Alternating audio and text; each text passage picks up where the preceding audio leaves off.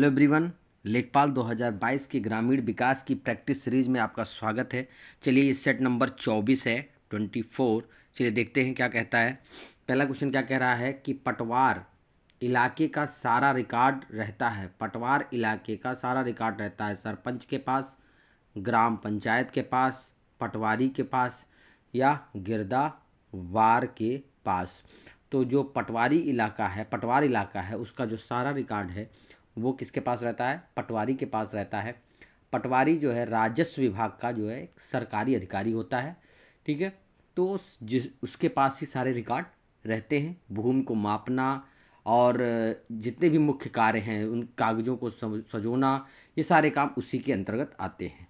चलिए आगे देखते हैं। दूसरा क्वेश्चन क्या कह रहा है?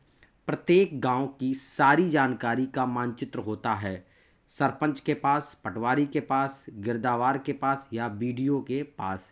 तो प्रत्येक गांव की सारी जानकारी का मानचित्र किसके पास होता है? पटवारी के पास होता है। किसके पास? पटवारी के पास होता है। ठीक है, तो सभी नक्शे जो है खेतों का निरीक्षण करना, नक्शों का निरीक्षण करना है, और अभिलेखों को रखना, भू राजस्व की स्थिति का प्रत्यावेदन देना, ये सभी जितने भी काम होते हैं वो किसके होते हैं? पटवारी के होते हैं। तो इतनी सारी बातें पटवारी के बारे में ध्यान रखने लायक हैं। चलिए आगे चलते हैं। देखिएगा क्वेश्चन नंबर 3 क्या कह रहा है?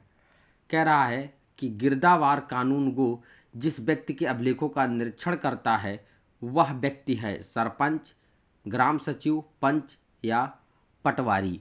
तो गिरदावार कानून को जो है वो पटवारी के अभिलेखों को क्या करता है? निरीक्षण करता है। ठीक है, तो ये पटवारी से अपर अधिकारी होता है जो इनके अभिलेखों का क्या करता है? निरीक्षण करता है। ठीक है, तो आपको यहाँ से ये पता चल गया कि गिरदावार का क्या रोल हो। चलिए आगे चलते हैं। क्वेश्चन नंबर 4 देखिएगा क्या कह रहा है कि वर्तमान में आयोजित पटवारियों की भर्ती से पहले पटवारियों की भर्ती की जाती थी। वर्तमान में आयोजित पटवारियों की भर्ती से पहले पटवारियों की भर्ती की जाती थी तहसीलदारों द्वारा, ग्राम पंचायतों द्वारा, लोक सेवा आयोग द्वारा या जिला कलेक्टर के द्वारा। तो जो पटवारी की भर्ती है वो पहले जिला कलेक्टर के माध्यम से की जाती है।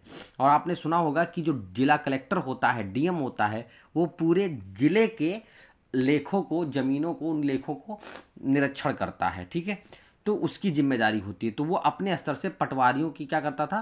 पहले नियुक्ति करता था। ठीक है, तो इसका ऑप्शन नंबर जो है वो क्या है? डी सही हो जाएगा। अब तो भर्ती प्रक्रिया के द्वारा ये होता है। चलिए आगे चलते हैं। जिले का सर्वोच्च राजस्व अधिकारी होता है कलेक्टर, प्रमुख, सरपंच या प्रधान। तो जो जिले का, मैंने अभी बताया कि सबसे बड़ा राजस्व अधिकारी, जितने भी राजस्व के अभिलेख है वो किसके अंडर में होते हैं? कलेक्टर के अंडर में होते हैं, डीएम के अंडर में होते हैं। तो ये सबसे बड़ा राजस्व अधिकारी होता है। तो यहाँ पे ऑप्शन नंबर क्या सही हो जाएगा? ए सही हो जाएगा। चलिए आगे चलते हैं। क्वेश्चन नंबर 6 देखिएगा क्या कह रहा है। कह रहा है कि निम्नलिखित में से किसका चुनाव प्रत्यक्ष आम चुनाव द्वारा किया जाता है? जिला प्रमुख का, उप सरपंच का, सरपंच का या प्रधान सचिव का। तो जो है सरपंच का जो चुनाव होता है वो प्रत्यक्ष आम जनता द्वारा किया जाता है। ठीक है, तो इसका ऑप्शन नंबर जो है आपका सी सही हो जाएगा। चलिए आगे चलते हैं।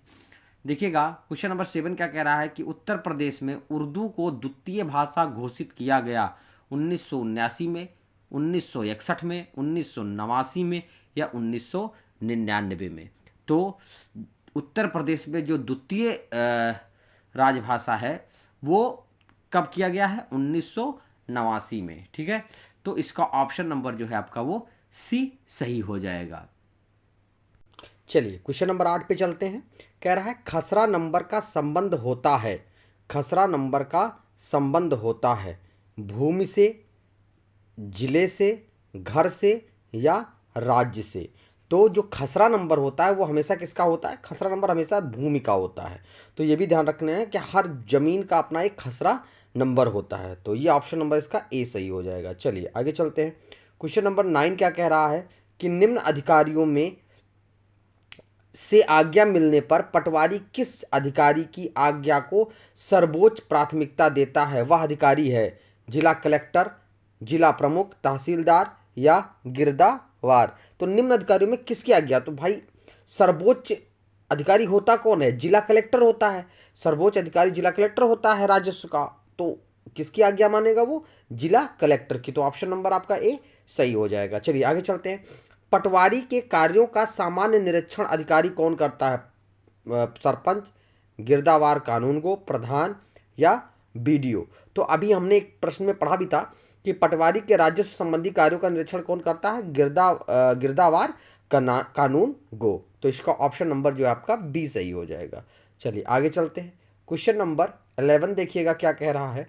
कह रहा है कि संविधान के किस अनुच्छेद के अंतर्गत जिला कलेक्टर को अपने कार्यकाल की सुरक्षा प्रदान करती है, वह अनुच्छेद है। संविधान के जिस अनुच्छेद के अंतर्गत जिला कलेक्टर को अपने कार्यकाल की सुरक्षा प्रदान करती है वह अनुच्छेद है 305, 307, 311 और 315। तो आर्टिकल नंबर आपका जो 311 है वो क्या करता है, जिला कलेक्टर को अपने कार्यकाल की सुरक्षा प्रदान करता है। ठीक है, तो ये ध्यान रखेंगे आर्टिकल नंबर 311। चलिए आगे चलते हैं। क्वेश्चन नंबर 12 क्या कह रहा है कि अपने उत्तरदायित्वों के निर्वहन के लिए जिला कलेक्टर के रूप में होते हैं। अपने उत्तरदायित्वों के निर्वहन के लिए जिला कलेक्टर के रूप में होते हैं 3, 4, 6 या 5।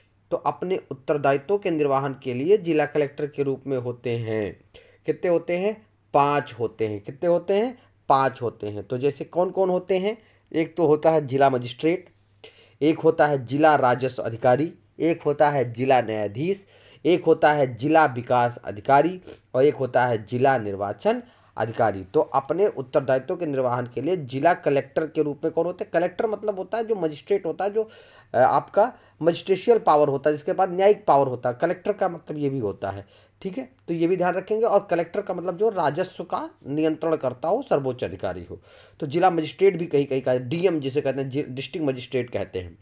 तो यहाँ ऑप्शन नंबर आपका क्या सही हो जाएगा, डी सही हो जाएगा। 5 अधिकारी होते हैं जैसा मैंने बताया आपको। चलिए आगे देख लीजिए क्या कह रहा है कि निम्न में से गिरदावार कानून गो पर नियंत्रण रखता है। तो गिरदावार कानून गो पर नियंत्रण कौन रखता है, सरपंच, प्रधान, तहसीलदार या प्रमुख। तो गिरदावारों कानून गो पर नियंत्रण कौन रखता है, तहसीलदार।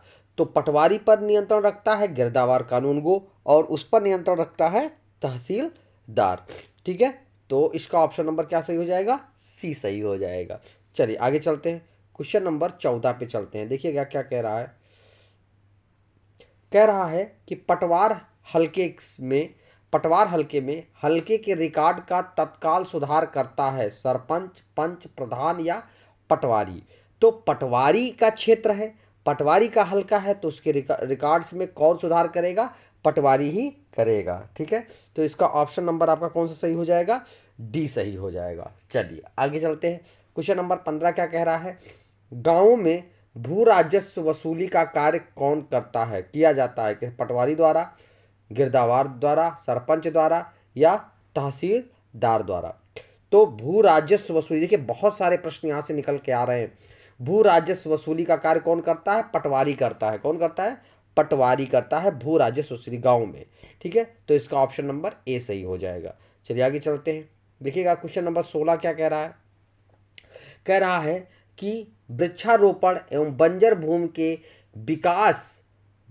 विकास राजस्व परिषद के किस अनुभाग के अंतर्गत आता है। कह रहा है कि वृक्षारोपण एवं बंजर भूमि जो है वो विकास राजस्व परिषद के किस अनुभाग में आता है। तो ये अनुभाग नंबर 2 में आता है। तो वृक्षारोपण और जो बंजर भूमि विकास है वो राजस्व परिषद के, बंजर भूमि विकास है वो राजस्व परिषद के किस भाग में आता है, अनुभाग 2 में आता है। तो ये भी ध्यान रखना है। पटवारी पद का सृजन किसके शासनकाल में हुआ था, अकबर, हुमायूं, शेरशाह या शाहजहां। तो जो पटवारी का पद है वो शेरशाह सूरी के समय में हुआ था। तो ये भी बहुत महत्वपूर्ण बिंदु है रखने लायक कि पटवारी पद का जो सृजन है वो शेरशाह सूरी के शासनकाल में हुआ था। चलिए आगे चलते हैं। क्वेश्चन नंबर 18 देखिएगा क्या कह रहा है। कृषि में निम्न उत्पादों के सामान्यकरण हैं। क्या है? अपर्याप्त वित्त एवं विपणन सेवाएं, निरुत्साहित ग्रामीण वातावरण, कृषि क्षेत्र में अधिकांश लोगों का जुड़ाव होना, या उपरोक्त सभी।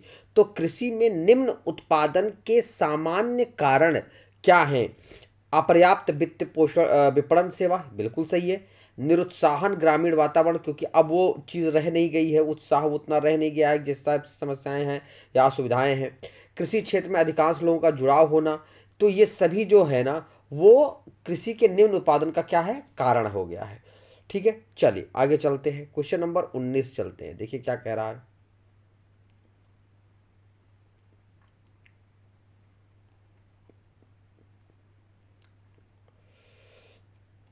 एनपीके के किस अनुपात में प्रयोग को संस्तुति की गई है? ठीक है, एनपीके के किस अनुपातिक प्रयोग की संस्तुति की गई है? तो 4, 2 और 1 के अनुपात में 4, 2, एन जो है वो आपका 4 होना चाहिए, पी जो है फास्फोरस जो है आपका वो 2 होना चाहिए, और के जो है पोटास जो है आपका वो 1 होना चाहिए। तो जो एनपीके है वो किस अनुपात में होना चाहिए? 4, 2 और 1। तो एन से नाइट्रोजन, पी से फास्फोरस और के से पोटेशियम। तो इसका जो मानक है वो 4:2:1 है। ठीक है, तो यूरिया में इसका प्रयोग होता है और इसी अनुपात में प्रयोग होता है, तो ये भी ध्यान रखने वाली बात है। ठीक है, चलिए आगे चलते हैं, क्वेश्चन नंबर 20 देखिए क्या कह रहा है कि उत्तर प्रदेश के किस प्रकार की मिलें सबसे अधिक संख्या में है? चावल की, और इस्पात वेलन की, कपड़ा की, या चीनी की? तो उत्तर प्रदेश में सबसे ज़्यादा मिलें किसकी हैं? चीनी की सबसे ज़्यादा मिलें हैं। ठीक है, तो ये बहुत महत्वपूर्ण क्वेश्चन है कि उत्तर प्रदेश में सबसे ज़्यादा मिलें किसकी हैं? चीनी मिल है, 33 मिल हैं वर्तमान के समय में, 33 चीनी मिल हैं। कितने? 33 चीनी मिल हैं, ये भी ध्यान रखेंगे। चलिए आगे चलते हैं, क्वेश्चन नंबर 21 देखिएगा क्या कह रहा है। आयुक्त ग्राम विकास का पद किस वर्ष सृजित किया जाता था? 1982 में, 1983 में, 1984 में, या 1985 में?